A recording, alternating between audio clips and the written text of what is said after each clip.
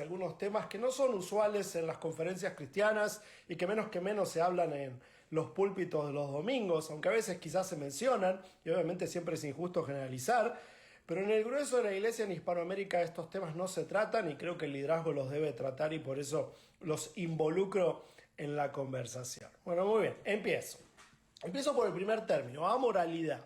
Hoy nos encontramos en un mundo increíblemente diferente al que heredamos de nuestros padres y de nuestros abuelos. Cuando en el siglo pasado se empezó a hacer apologética, se respondían preguntas que hoy quizás ya no existen en el ámbito secular y aún en el ámbito cristiano, ya no son tema de conversación como eran hace algunos años atrás. Y por eso siempre tenemos que partir desde donde está la gente. Hoy vivimos en una sociedad que no tiene los mismos parámetros respecto a lo que está bien y a lo que está mal que la sociedad hace 20, 30 o 40 años atrás. Por muchos años la iglesia evangélica se benefició de ser parte, en América obviamente, y en Europa también, pero más en América, de ser parte de una cultura católica romana. En América Latina nos criamos en un mundo católico romano. Y eso tiene sus beneficios. Obviamente los cristianos evangélicos protestantes siempre pataleamos respecto a las cosas negativas del catolicismo. Sin embargo, no podemos negar que el catolicismo instaló algunas cosmovisiones a la sociedad positivas. De hecho, la arquitectura de moralidad en nuestro continente del mundo evangélico y del mundo católico en su esencia no son diferentes, son iguales. Por eso es que en los últimos años, al oponernos, por ejemplo, al aborto, en muchas capitales se ve que se suman las voces de los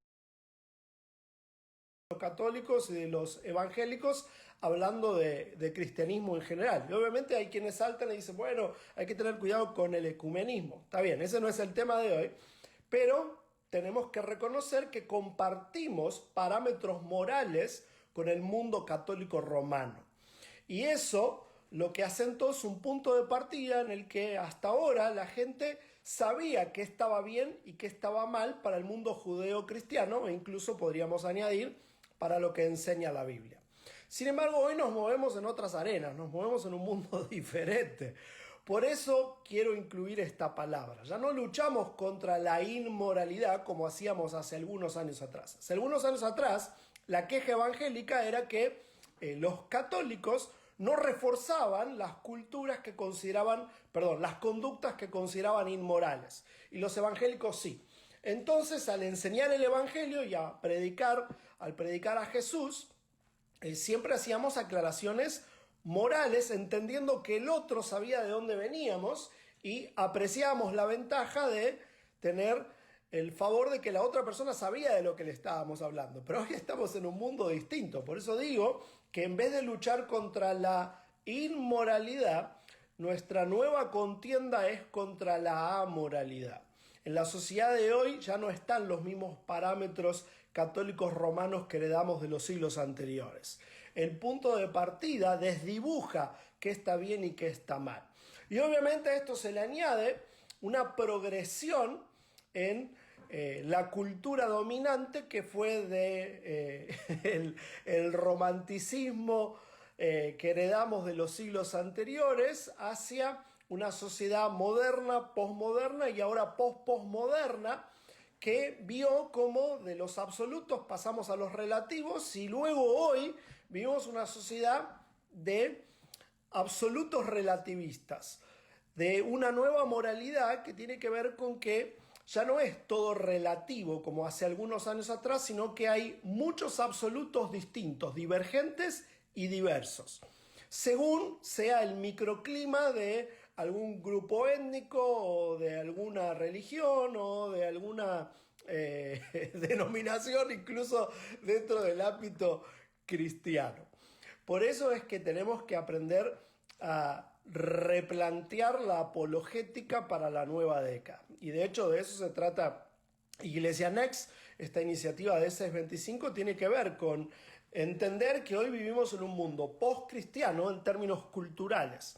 Hoy vivimos en un mundo que ya no se beneficia de un punto de partida en común con los católicos romanos. Hoy católicos y evangélicos luchamos contra una cultura amoral. Una nueva generación o nuevas generaciones podríamos decir que no diferencian lo que está bien y lo que está mal de manera clásica. Y por eso es que tenemos que replantear la apologética para la nueva década. Necesitamos una nueva apologética, necesitamos responder a las preguntas del hoy. No podemos seguir respondiendo a las preguntas de 1970, 1980, 1990 o de hace 20 años atrás. Vivimos en un mundo diferente. Desde esta perspectiva es que publicamos libros en ESES 25, que creamos herramientas para la educación, teniendo en cuenta las preguntas, porque no se trata de repetir el enunciado que denuncia la inmoralidad. Si la gente no entiende qué es moral y qué no es moral, debemos ir más profundo y no partir de un enunciado que ya no es el denominador común de nuestra cultura. Vivimos en un mundo distinto y eso suena muy simple de decir, pero tiene repercusiones increíblemente vastas, variables, diversas y que nos deben ayudar a innovar en nuestro acercamiento relacional con el inconverso y aún con las nuevas generaciones. Por eso con ESES 25 insistimos que no podemos quedarnos en el discurso semanal como principal método pedagógico de la iglesia. Ese discurso semanal que nosotros llamamos sermón está muy bien y obviamente ya hablé de esto en otro live, queremos que sea más bíblico y queremos sacarle el jugo lo más posible. Sin embargo, vivimos en un mundo que tiene demasiadas preguntas, demasiada confusión. Partimos de bajo cero, de una cultura que ya no distingue qué es lo que está bien y qué es lo que está mal, como la cultura de nuestros padres o la de nuestros abuelos. Entonces tenemos que ir mucho más allá en nuestra pedagogía y sobre todo en nuestra exposición y defensa de la verdad. Respondo preguntas entonces. Muy bien. A ver, veo... Uy, me aparecen chiquititas hoy por aquí. Recuerdo, veo un montón de preguntas apareciendo por ahí, no las respondo porque no llego a verlas, son demasiadas y a la vez porque no llego a ver la letra, pero aquí veo algunas. Dice, ¿qué diferencia hay entre una apologética tradicional y la apologética cultural? Bueno, ojo con los términos. Apologética cultural, siempre la apologética es cultural, tiene que responder a la cultura. La tradicional partía de preguntas acerca de la existencia de Dios o de la veracidad de la Biblia, que hoy ya no son las preguntas principales. De hecho, voy a hablar de neoateísmo en un ratito.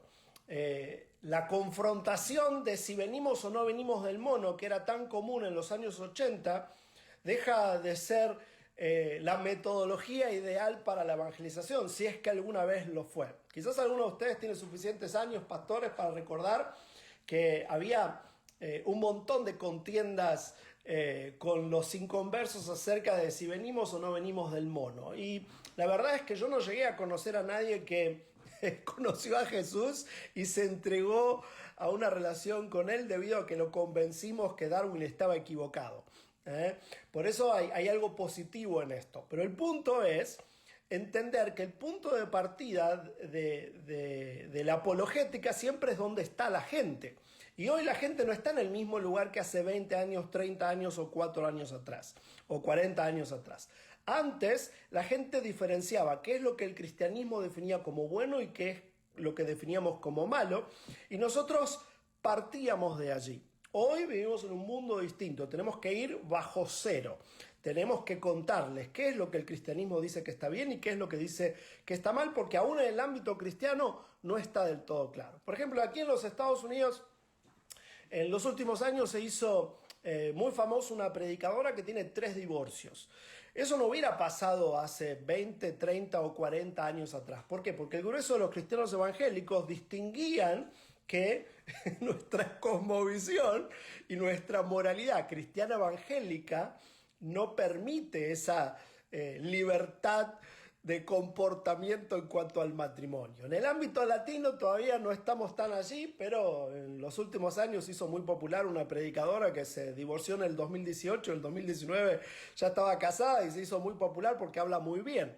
Entonces, mi punto es, hoy los estándares morales no están igual de claros que hace 20, 30 o 40 años atrás. Por eso es que en la evangelización debemos clarificar qué es lo que creemos, además de defender nuestra relación con Jesús. Y a la vez tenemos que asegurarnos que en el ámbito cristiano las nuevas generaciones tienen en claro qué es lo que la Biblia enseña como una conducta que es positiva y qué es lo que enseña acerca del pecado. Tristemente, como en el grueso del cristianismo evangélico, en las últimas décadas, cantamos más de lo que enseñamos y vivimos más momentos cúlticos emocionales, que lo que vamos profundo a la palabra y dejamos que las nuevas generaciones hagan preguntas, luego tenemos a demasiados hijos de creyentes que tampoco tienen una moralidad cristiana según lo que revela el texto bíblico, sino una cultura evangélica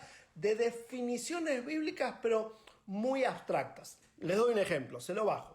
Yo me he encontrado a través de los años con miles de jóvenes cristianos que han escuchado desde que nacieron que el sexo es para el matrimonio.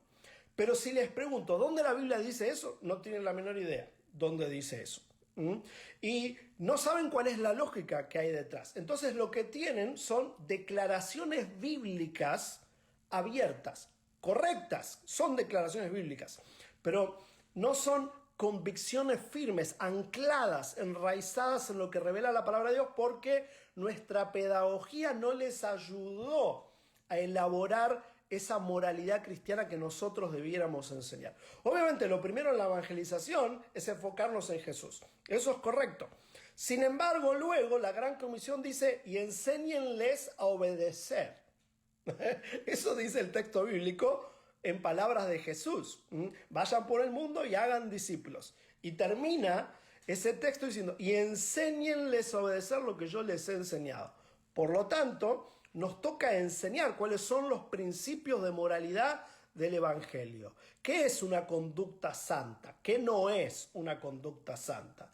Tenemos que enseñarlo. No podemos vagar en declaraciones bíblicas generalistas sin anclarlas en la lógica, para que justamente tengan mayor poder las nuevas generaciones de obedecer la voluntad de Dios. Porque si no la conocen es mucho más difícil obedecerla. No pueden confiar en ella porque no la conocen. Solamente conocen prohibiciones generales y nada más.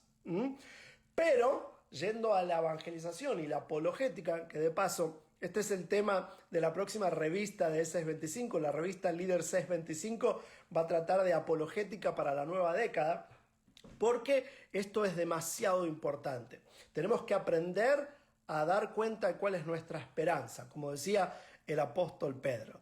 Tenemos que saber cómo presentar lo que la Biblia enseña a la siguiente generación con fidelidad, con inteligencia y sabiendo que ya no tienen las mismas presunciones que sus padres y sus abuelos, porque hoy vivimos una cultura que ya no define los estándares morales desde una cosmovisión cristiana.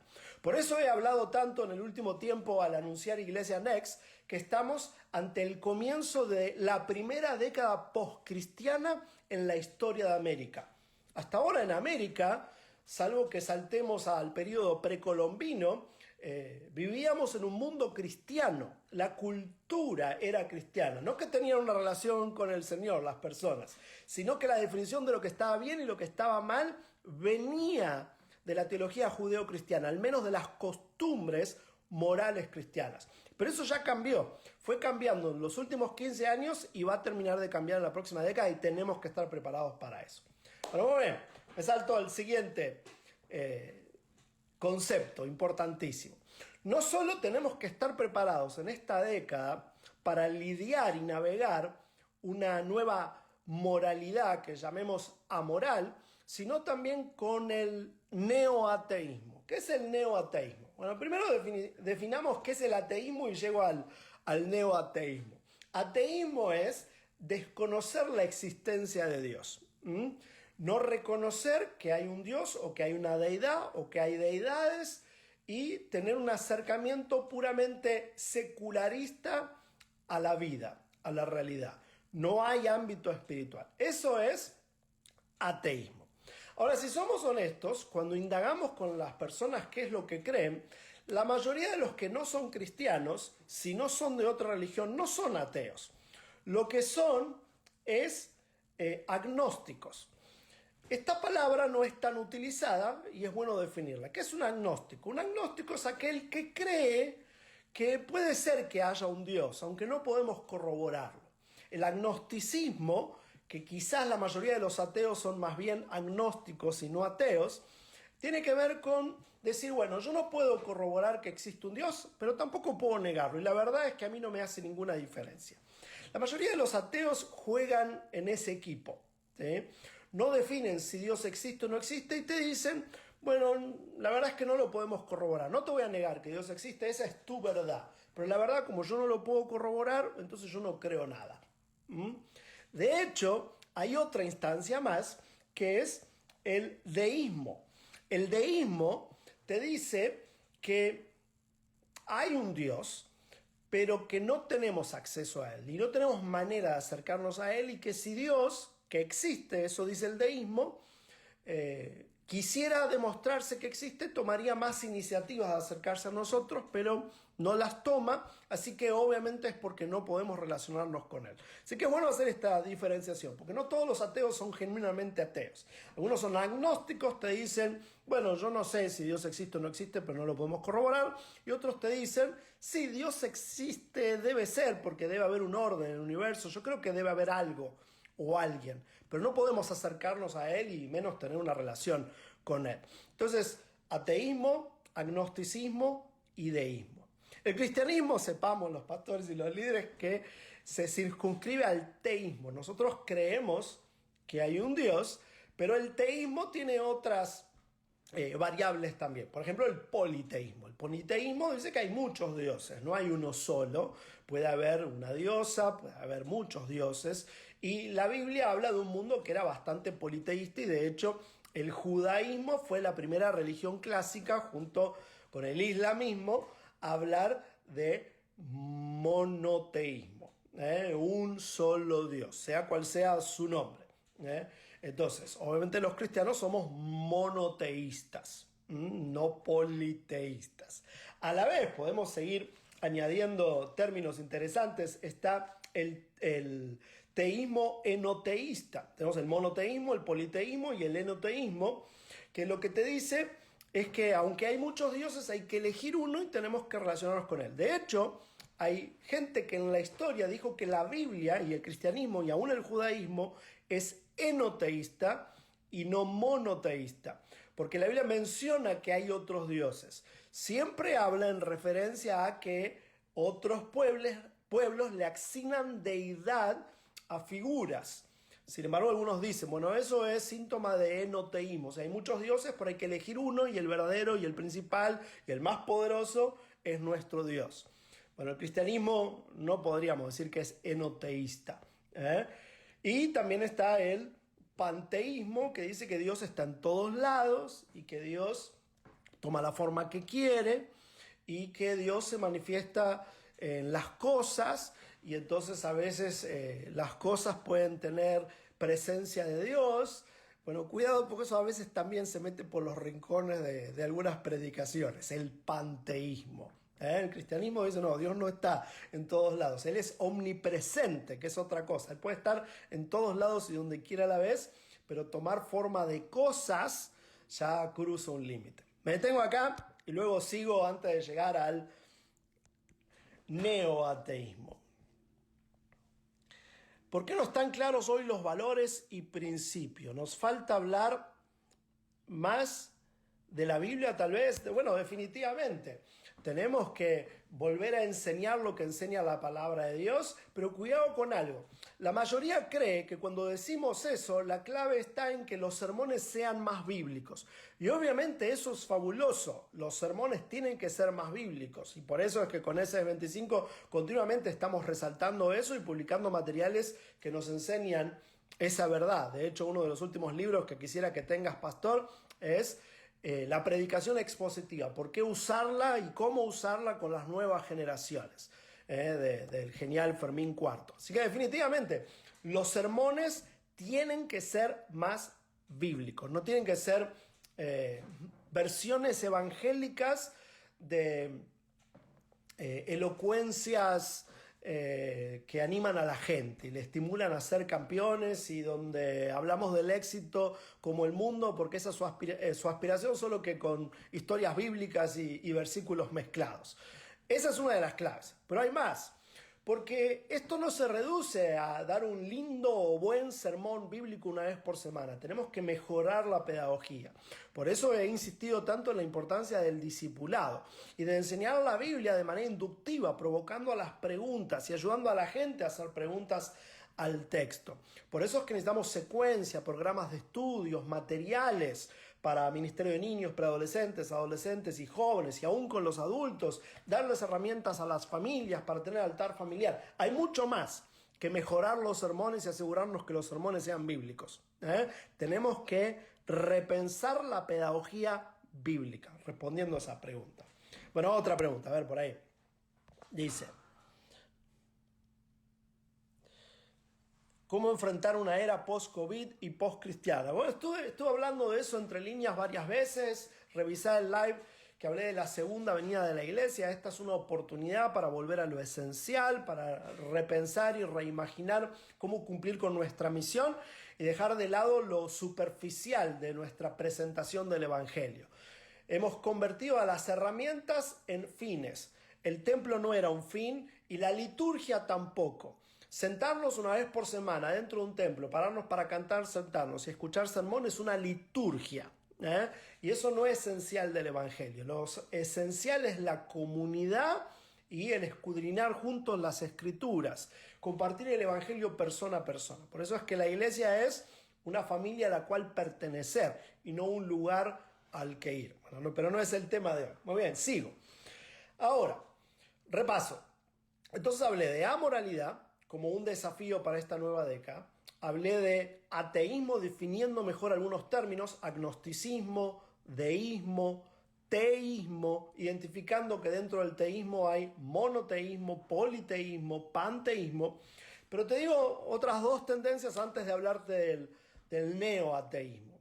Y es la secularización humanista. Hay un humanismo secular que pone al ser humano en el centro del cuadro. Y también, cuidado, lo más peligroso es el humanismo cristianizado, que pone al ser humano en el centro del cuadro y a Dios en función del ser humano. Entonces lo que predicamos tiene que ver con las aspiraciones humanas.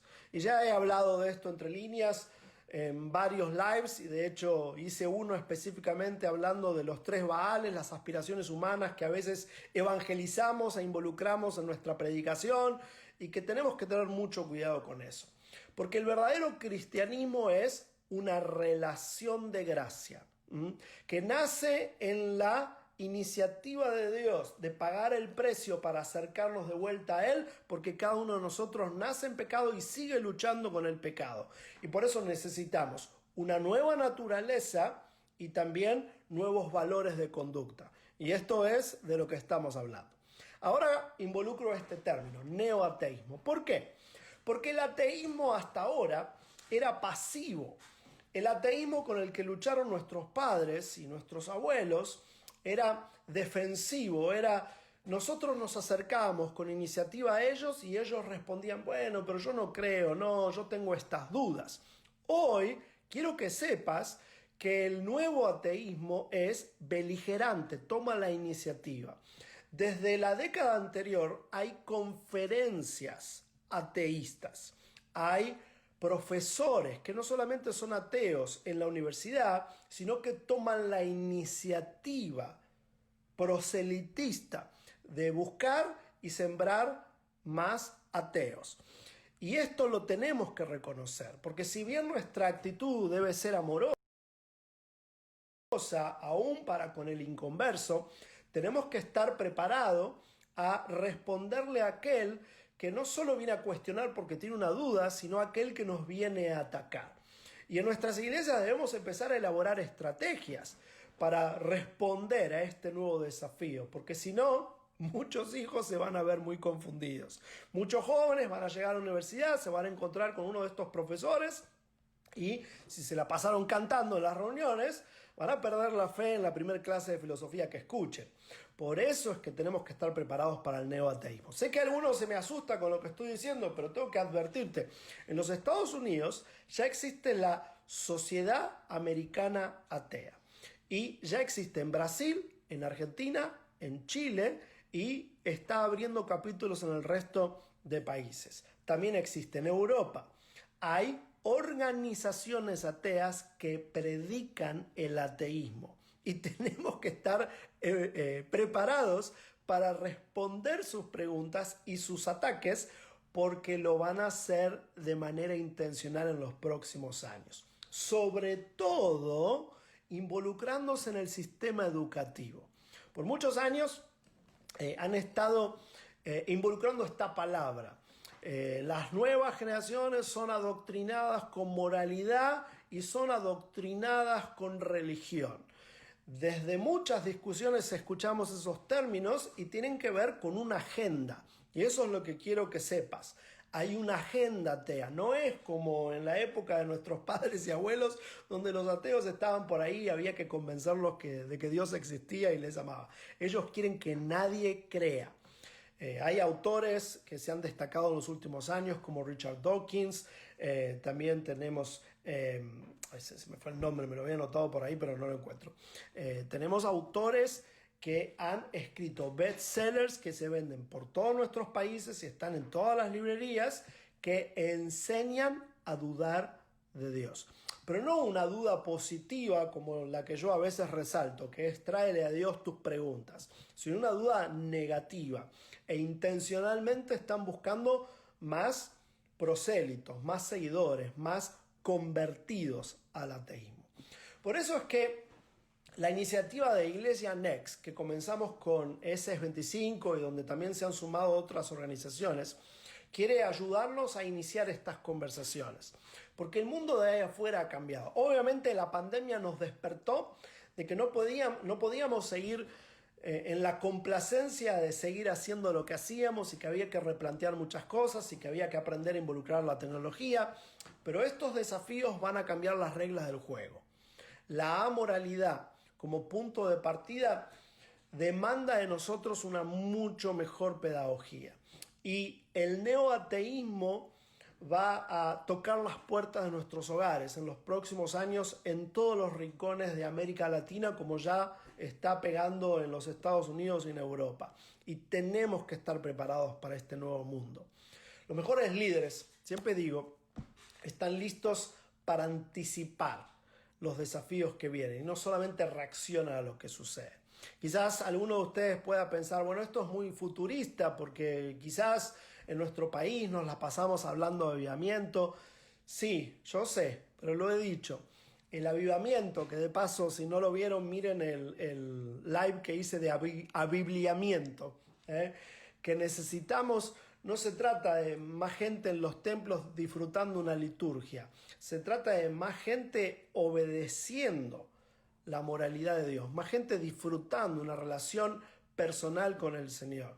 Una relación que nos cambia de adentro hacia afuera y en términos eternos, pero también para el mundo actual, con valores distintos. Pedro escribió que tenemos que estar listos para dar cuenta de nuestra esperanza.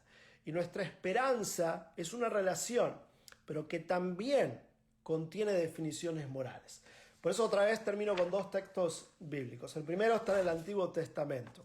Isaías 5:20 dice, ay de los que llaman a lo malo bueno y a lo bueno malo, que tienen las tinieblas por luz y las luz por tinieblas, que tienen lo amargo por dulce y lo dulce por amargo. ¿Estamos seguros de qué está bien y qué está mal? qué es lo que la Biblia llama bueno y qué es lo que la Biblia llama malo. Y sin asumir y sin repetir lo que escuchamos en los sermones de nuestra niñez y adolescencia. Llegó la hora de ir al texto bíblico, de sumergirnos en la palabra de Dios, de discernir hoy qué quiere decir esto. Porque cuando no hacemos eso nos quedamos en declaraciones bíblicas generales, como el ejemplo que di. El sexo fuera del matrimonio es malo. Ok, pero ¿por qué la Biblia dice eso? ¿Dónde la Biblia dice eso? Porque la verdad práctica es que si no sabemos defenderlo, no lo creemos. Y esa declaración bíblica, que es correcta, como no tiene raíces en nosotros, no llega demasiado lejos. Y cuando queremos evangelizar a otros que no tienen ese punto de partida, vamos a hacer agua porque no van a entender de qué estamos hablando. Van a tener más preguntas a las que podemos responder. Y por eso tenemos que estar listos para conversar y dialogar con un mundo que navega la amoralidad y ya no la inmoralidad, nada más como hace algunas décadas atrás. El último texto que uso es Romanos 10:14. ¿Cómo van a buscar la ayuda de alguien en quien no creen? ¿Y cómo van a creer en alguien de quien no han oído hablar? ¿Y cómo van a oír hablar de él si no se les habla? Así como hay un nuevo ateísmo beligerante, este neoateísmo, llegó la hora de volver a practicar un cristianismo agresivo, violento en el sentido del amor, violento en cuanto a tomar la iniciativa y patear los cánones de una sociedad conformista, mediocre y alejada de Dios. Cuidado, uso el término violento y agresivo en los cánones que los usaba Jesús.